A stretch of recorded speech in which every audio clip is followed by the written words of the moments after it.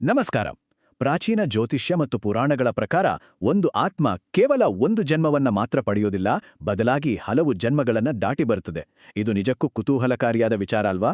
ನಾವು ಹುಟ್ಟಿರುವ ಪ್ರಸ್ತುತ ರಾಶಿ ನಮ್ಮ ಹಿಂದಿನ ಜನ್ಮದ ಕರ್ಮಗಳ ನೇರ ಫಲಿತಾಂಶ ಅಂತ ಮೂಲಗಳು ಹೇಳುತ್ತವೆ.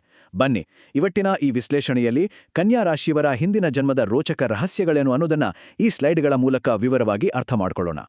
ಕನ್ಯಾ ರಾಶಿಯವರನ್ನ ಒಮ್ಮೆ ಗಮನಿಸಿ. ಎಲ್ಲವೂ ಅಚ್ಚುಕಟ್ಟಾಗಿರಬೇಕು, ಸಣ್ಣ ತಪ್ಪೂ ಆಗ್ಬಾರ್ದು ಅನ್ನೋ ವಿಪರೀತ ಒತ್ತಡ ಮತ್ತು ಅತಿಯಾಗಿ ಯೋಚಿಸುವ ಸ್ವಭಾವ ಅವರಲ್ಲಿ ಎದ್ದು ಕಾಣುತ್ತೆ. ಯಾವಾಗಲೂ ಅಸಾಧ್ಯವಾದ ಪರಿಪೂರ್ಣತೆಗಾಗಿ ಅವರು ಶ್ರಮಿಸಲೇ ಇರುತ್ತಾರೆ.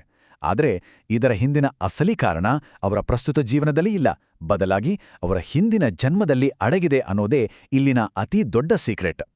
ವಿಭಾಗ 1: ಹಿಂದಿನ ಜನ್ಮದ ಕರ್ಮದ ರಹಸ್ಯ. ಕನ್ಯಾರಾಶಿಯನ್ನು ಆಳುವ ಗ್ರಹವೇ ಬುಧ.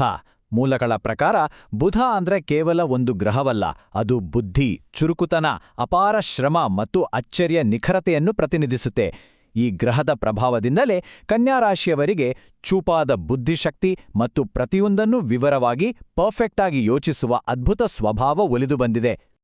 ಮುಂದೆ ನೋಡೋಣ ವಿಭಾಗ 2: ಕನ್ಯಾರಾಶಿಯವರ ಹಿಂದಿನ ಜನ್ಮ. ಇಲ್ಲಿರುವ ಮಾಹಿತಿಯನ್ನು ನೋಡಿದ್ರೆ ಖಂಡಿತ ಆಶ್ಚರ್ಯವಾಗುತ್ತೆ. ಕನ್ಯಾರಾಶಿಯ ಆತ್ಮಗಳು ಹಿಂದಿನ ಜನ್ಮದಲ್ಲಿ ಅತ್ಯಂತ ಪವಿತ್ರವಾದ ಮತ್ತು ನಿಸ್ವಾರ್ಥ ಸೇವಾ ಮನೋಭಾವದ ಜೀವನವನ್ನು ನಡೆಸಿದ್ದಾರೆ ಅಂತ ಮೂಲಗಳು ವಿವರಿಸ್ತವೆ. ಅವರು ಜ್ಞಾನ ಹಂಚುವ ಸಮರ್ಪಿತ ಗುರುವಾಗಿದ್ದಿರಬಹುದು, ಇತರರ ನೋವನ್ನ ಆಲಿಸಿ ಗುಣಪಡಿಸುವ ಕರುಣಾಮಯಿ ವೈದ್ಯರಾಗಿದ್ದಿರಬಹುದು, ಅಥವಾ ಇಡೀ ಮಾನವೀಯತೆಗಾಗಿ ದುಡಿದವರಾಗಿದ್ದಿರಬಹುದು. ಹಿಂದಿನ ಜನ್ಮದಲ್ಲಿ ಅವರು ಅತ್ಯಂತ ಶುದ್ಧ ಮನಸ್ಸಿನಿಂದ ಇತರರಿಗೆ ನಿರಂತರವಾಗಿ ಸಹಾಯ ಮಾಡಿದ್ದಾರೆ.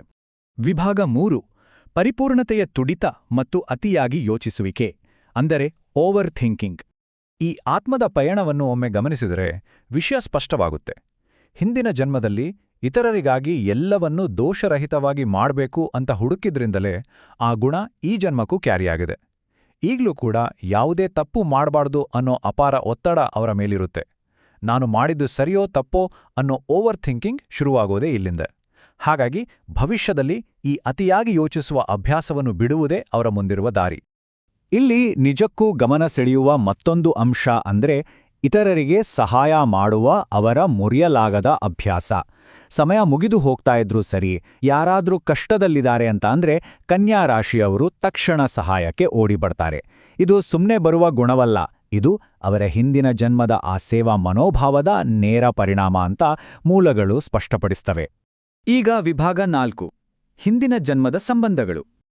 ಹಿಂದಿನ ಜನ್ಮದ ಕರ್ಮಗಳು ಈ ಜನ್ಮದಲ್ಲಿ ಹೇಗೆ ಪ್ರತಿಧ್ವನಿಸುತ್ತವೆ ಅನ್ನೋದನ್ನ ಈ ಹೋಲಿಕೆ ಬಹಳ ಸ್ಪಷ್ಟವಾಗಿ ತೋರಿಸುತ್ತೆ. ಹಿಂದಿನ ಜನ್ಮದಲ್ಲಿ ಮಾಡಿದ ಒಳ್ಳೆಯ ಕಾರ್ಯಗಳು ಈ ಜನ್ಮದಲ್ಲಿ ನಮಗೆ ಬೆಂಬಲ ನೀಡುವ ಸ್ನೇಹಿತರಾಗಿ, ಪ್ರೀತಿಯ ಕುಟುಂಬವಾಗಿ ಜೊತೆಯಾಗುತ್ತವೆ. ಅದೇ ರೀತಿ ಅಚಾತುರ್ಯದಿಂದ ಯಾರಿಗಾದರೂ ನೋವುಂಟು ಮಾಡಿದ್ರೆ ಆ ಕರ್ಮದ ಫಲವಾಗಿ ಕೆಲವು ಕಠಿಣ ವ್ಯಕ್ತಿಗಳು ನಮ್ಮ ಜೀವನದಲ್ಲಿ ಎದುರಾಗಿ ನಮಗೆ ಪ್ರಮುಖ ಜೀವನ ಪಾಠಗಳನ್ನು ಕಲಿಸುತ್ತಾರೆ. ನಮ್ಮ ದೈನಂದಿನ ಜೀವನದಲ್ಲಿ ನಡೆಯುವ ಒಂದು ಸನ್ನಿವೇಶವನ್ನ ಒಮ್ಮೆ ಯೋಚಿಸಿ. ಮೊದಲ ಬಾರಿಗೆ ಯಾರನ್ನಾದ್ರೂ ನೋಡಿದಾಗ ಅವರನ್ನ ಬಹಳ ಹಿಂದಿನಿಂದಲೂ ತಿಳಿದಿರುವ ಹಾಗೆ ಅನಿಸುವುದು, ಅಥವಾ ಯಾವುದೇ ಕಾರಣವಿಲ್ಲದೆ ಅವರ ಮೇಲೆ ಒಮ್ಮೆಲೆ ಕಿರಿಕಿರಿ ಮೂಡುವುದು, ಹೀಗೆಲ್ಲ ಆಗುತ್ತಲ್ವಾ? ಇವೆಲ್ಲವೂ ಹಿಂದಿನ ಜನ್ಮದ ಕರ್ಮದ ಸಕ್ರಿಯ ಪ್ರಭಾವ ಅಂತ ವಿಶ್ಲೇಷಣೆ ತಿಳಿಸುತ್ತೆ. ಇದು ಸಂಪೂರ್ಣವಾಗಿ ಹಿಂದಿನ ಜನ್ಮದ ಸಂಬಂಧಗಳ ಮುಂದುವರಿಕೆ ಅಷ್ಟೇ.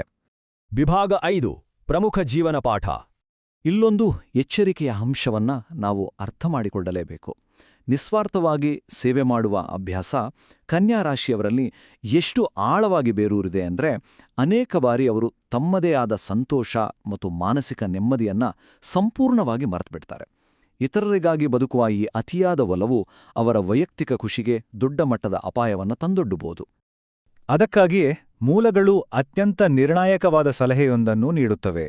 ಕನ್ಯಾ ರಾಶಿಯ ಆತ್ಮಗಳು ಇತರರಿಗಾಗಿ ಎಲ್ಲವನ್ನೂ ಅದ್ಭುತವಾಗಿ ಮಾಡುತ್ತಾರೆ, ಆದರೆ ತಮ್ಮದೇ ಜೀವನವನ್ನು ಬ್ಯಾಲೆನ್ಸ್ ಮಾಡಿಕೊಳ್ಳುವುದು ಕೂಡ ಅಷ್ಟೇ ಮುಖ್ಯ.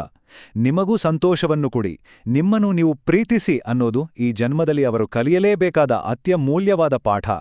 ಈ ಒತ್ತಡವನ್ನ ಕಡಿಮೆ ಮಾಡಿ ಆಧ್ಯಾತ್ಮಿಕ ಸಮತೋಲನವನ್ನ ಕಂಡುಕೊಳ್ಳಲು ಕೆಲವು ಸರಳ ಹೆಜ್ಜೆಗಳಿವೆ. ಮೊದಲನೆಯದಾಗಿ ಅತಿಯಾಗಿ ಯೋಚಿಸುವುದನ್ನ ನಿಲ್ಲಿಸಬೇಕು. ಜೀವನದಲ್ಲಿ ಆಗುವ ತಪ್ಪುಗಳನ್ನ ಕೇವಲ ಪಾಠಗಳಾಗಿ ಸ್ವೀಕರಿಸುವ ಮನಸ್ಥಿತಿ ಬೆಳೆಸಿಕೊಳ್ಳಬೇಕು. ಎಲ್ಲವೂ ಪರ್ಫೆಕ್ಟ್ ಆಗಿರಬೇಕು ಅನ್ನೋ ಹಠವನ್ನ ಬಿಟ್ಟು ತಮ್ಮದೇ ಹೃದಯಕ್ಕೆ ಸ್ವಲ್ಪ ವಿಶ್ರಾಂತಿ ನೀಡಿ ಧೈರ್ಯವಾಗಿ ಮುಂದೆ ಸಾಗಬೇಕು. ಈ ವಿಶ್ಲೇಷಣೆಯ ಕೊನೆಯಲ್ಲಿ ಕನ್ಯಾ ರಾಶಿಯ ಆತ್ಮದ ಶುದ್ಧ ಮತ್ತು ಬುದ್ಧಿವಂತ ಸ್ವರೂಪ ಎಂಥದ್ದು ಅನ್ನೋದು ನಮಗೆಲ್ಲ ಖಂಡಿತ ಅರ್ಥವಾಗಿದೆ. ಹಿಂದಿನ ಜನ್ಮದ ಒಳ್ಳೆಯ ಕರ್ಮಗಳಿಂದಲೇ ರೂಪುಗೊಂಡಿರುವ ಈ ಪರಿಶುದ್ಧ ಮನಸ್ಸು ಅನಗತ್ಯ ಚಿಂತೆಗಳನ್ನು ಬದಿಗಿಟ್ಟು ತನ್ನದೇ ಆದ ಸುಂದರ ಮತ್ತು ಸಂತೋಷದಾಯಕ ಪಯಣವನ್ನು ಮುಕ್ತವಾಗಿ ಅಪ್ಪಿಕೊಳ್ಳಲಿದೆಯೇ? ಈ ಒಂದು ಸುಂದರ ಪ್ರಶ್ನೆಯೊಂದಿಗೆ ಇಂದಿನ ವಿಶ್ಲೇಷಣೆಯನ್ನು ಮುಕ್ತಾಯಗೊಳಿಸೋಣ.